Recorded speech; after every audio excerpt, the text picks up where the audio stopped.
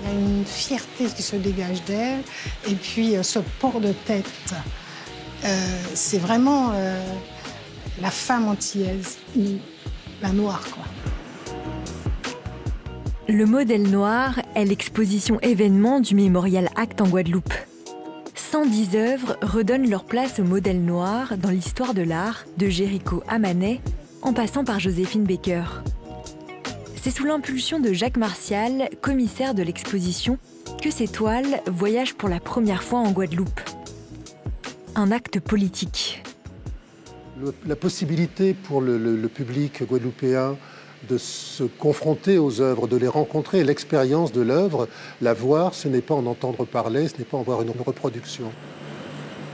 Jusqu'à la fin du XVIIIe siècle, les orientalistes représentent les personnages noirs comme assujettis aux blancs.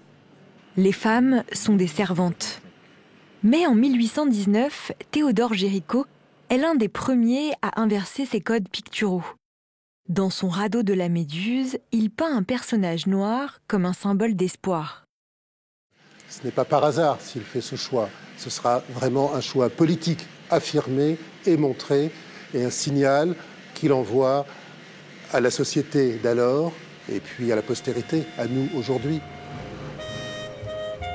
L'exposition montre l'évolution du regard des artistes sur le modèle noir. Dans les années 20, les corps se mettent en mouvement, comme dans La Revue Nègre, un tableau de Paul Colin, inspiré par Joséphine Baker et son célèbre music-hall. Il nous décrit ici une troupe comme possédée.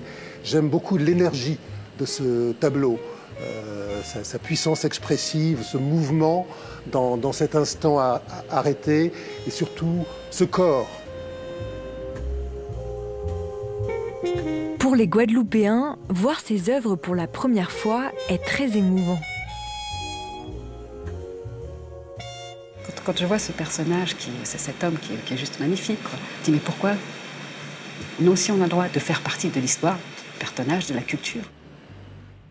Au fil de l'exposition, les toiles interrogent aussi la société contemporaine. Le vivre ensemble et le faire ensemble sont des défis qui nous sont lancés par la société moderne. Comment ces tableaux et ces artistes peuvent-ils nous inspirer et comment pouvons-nous nous inspirer de leur vision du monde et leur expérience pour construire notre modernité ?